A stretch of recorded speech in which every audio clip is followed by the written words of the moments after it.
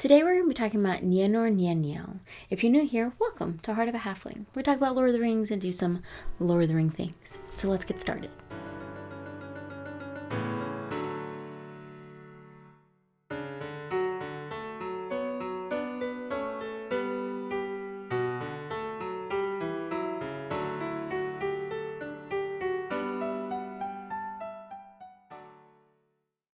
So today I want to talk about Nienor. We talk often about Turin, but we don't always hear things about Nienor.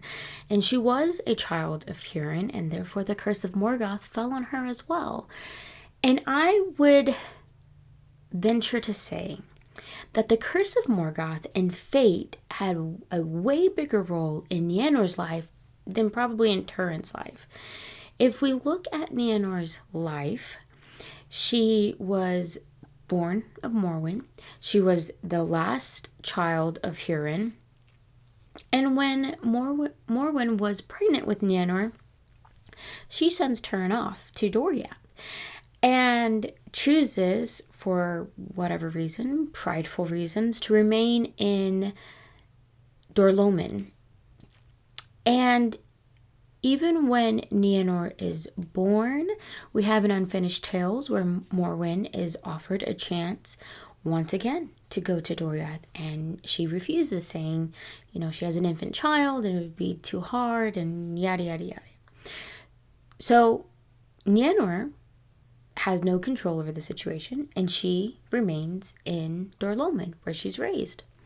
And time goes by, and Morwen finally chooses to take her and Nienor to Doriath. And then in Doriath, there's rumors of the Black Sword of Mormigul, and Morwen thinks, this is probably my son. I want to go and check. And she advises Nienor to remain in Doriath, but she doesn't, and she follows along with Morwen and Mablung and the other elves, and she goes to Nargothrond. And it's here where Nienor's part in Turin's story begins to really unfold and really matter, I guess. Because here, Nienor is now following Morwen to Nargothrond, unbeknownst to anybody. And when she gets there, she climbs a hill to try to get away from all the fog and mist and everything from Glaurung. And when she climbs up the hill, it just so happens that Glaurung is also climbing this hill. And here the two meet. And Nienor's memory is wiped away, and she's now lost and confused and scared, and to the point where when she sees Mablung and the other elves, she's afraid of them and she runs off. Morwen has disappeared. Nobody knows where this woman has gone. Mablung now is trying to help Nienor, but Nienor is confused and lost and scared and can't speak and just doesn't know what's happening to her. And she runs off, and in this fit of fear, she strips down, tears off all her clothes, and she's completely naked in the rain.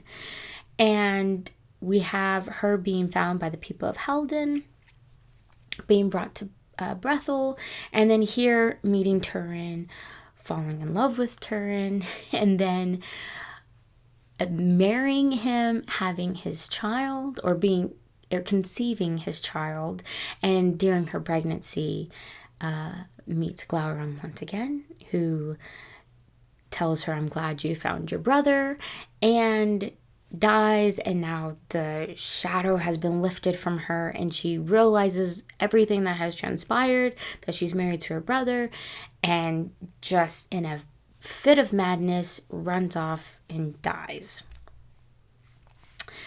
So here's my argument.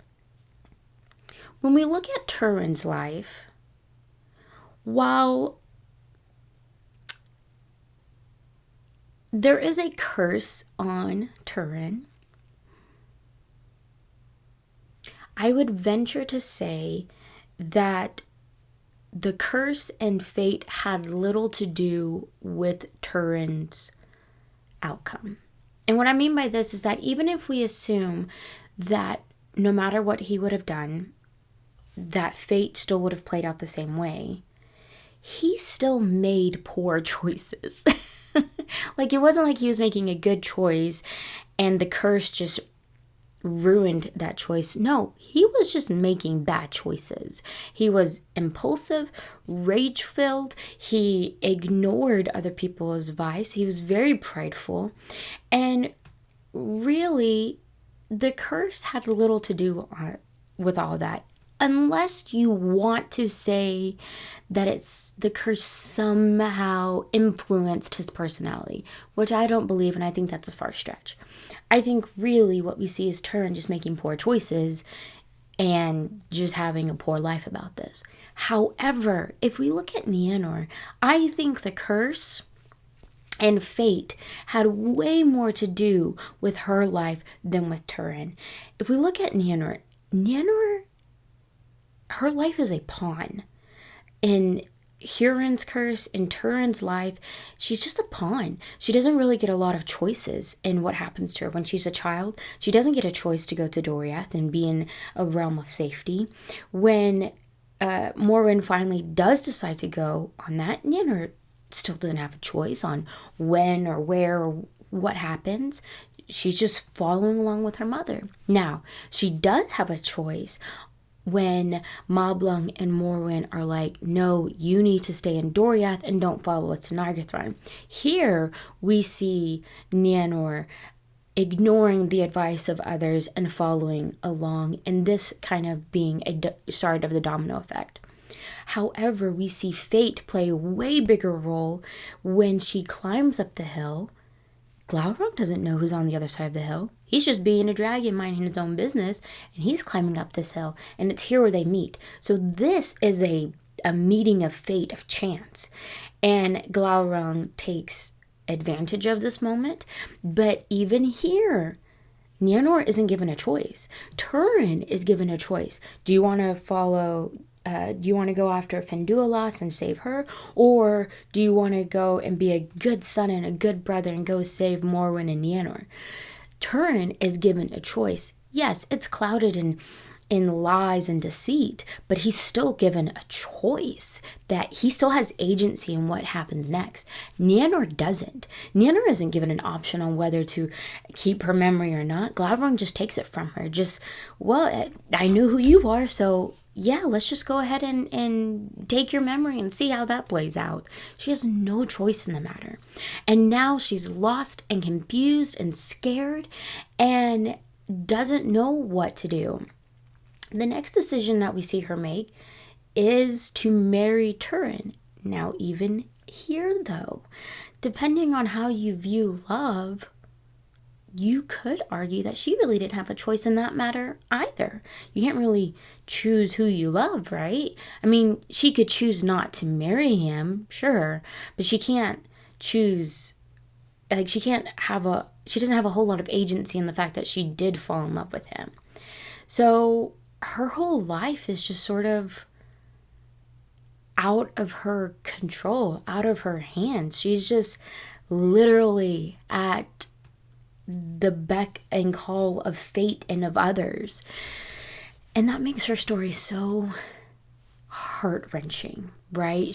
And the two choices that she makes are for the love of her brother.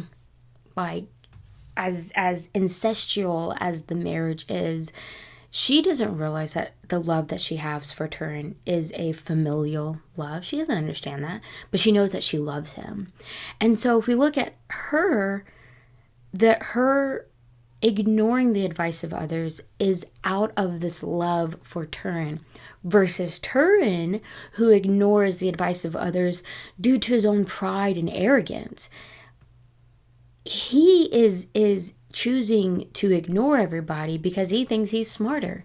Nienor is choosing to ignore the advice of others because of her love for Turin.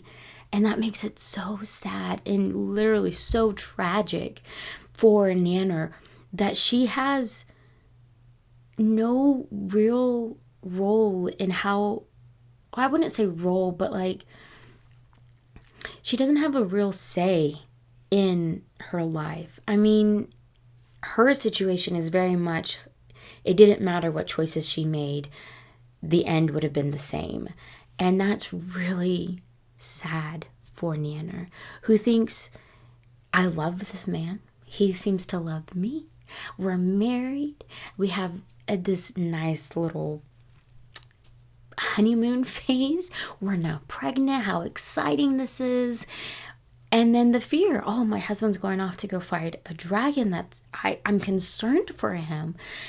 And she, chooses to go after him, which is a poor choice when you're pregnant to be like, yeah, let's go after my husband who's going after a dragon. That's great thinking.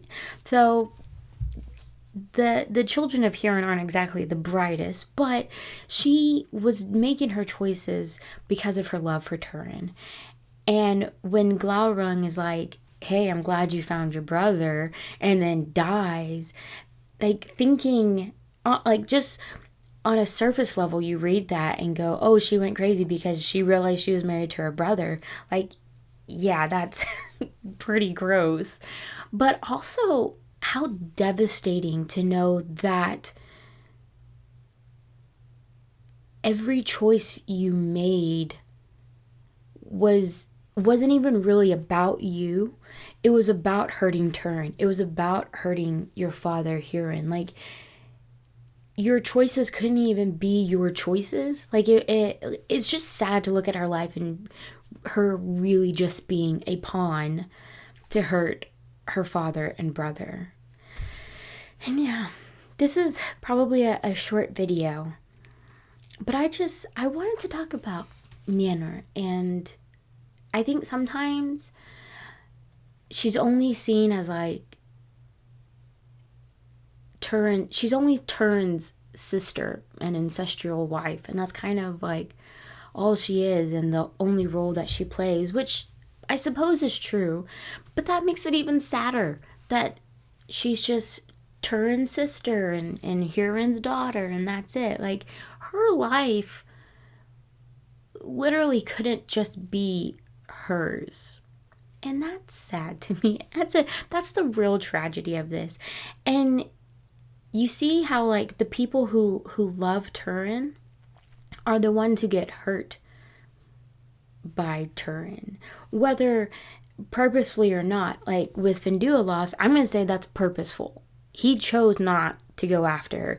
We can say that Glaurung, deceived him and there was a spell on him. He had a choice. I don't care what anybody says. He had a choice in the matter to go and follow what Gwyndor told him to do to keep his eye on Finduilas, or to follow what a lying dragon is telling him to do and go after his mother and sister. Like, he was given choices and made bad choices and hurt the people along the way. Beleg was someone who loved him, and Turin killed him because he didn't just take half a second to see what was happening. He just woke up and attacked the person that was right in front of him. And then with Nienor, I think he was being told, and she was being told, not to marry one another, that it wouldn't be good. Granted, it was for selfish purposes, but still, it was sound advice. Don't marry Turin, because everything he touches and the people that come in contact with him, they all end up hurt. And it's true. And so it's sad that Nienor, the only real choices that she was able to make were based on her love for Turin. And that was her downfall, was loving her brother. And I'm not talking about the ancestral marriage. I think looking at that, she didn't know who he was. And I think you can see more of a nature versus nurture situation with her, of she naturally loved her brother, but she didn't know that was her brother, so she didn't know how to categorize that love for him. And so it turned gross, but she loved her brother, and she just didn't realize that was her brother. So it's sad to see that, Turin, who had a choice in his life and had a little bit more agency in the things that he did, all of his choices were vengeful and hateful and destructive. And Nienor was, her choices were based out of love.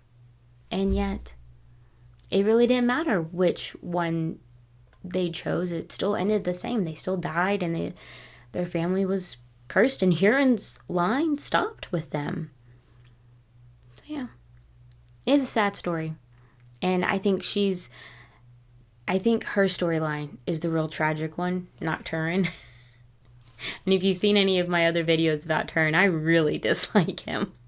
And maybe I'm being too hard on him, but I think when you have Nienor compared to, because they're both children of Hurin, they both have the curse of Morgoth on them, and they made very different choices. And so Turin, it's like, well, if you made better choices and the outcome was still the same, I'd feel bad for you. But you made bad choices and your outcome was bad because of the choices that you made. But Nienor, her choices were out of love, and they still ended up being the death of her. So, there you go. Again, I don't know what you guys can do with this information. And if you guys have different thoughts, let me know. Let me know what your opinions are on Nienor. And if you want to defend Turin, do it. I would love to hear other people's thoughts and opinions on him. But this one was about Nienor. I wanted to give her a moment in the spotlight and just talk about this very sad lady. So, yeah, there you go. I hope you guys have a wonderful, blessed week. And of course, I hope that your homes are filled with food and cheer. Bye.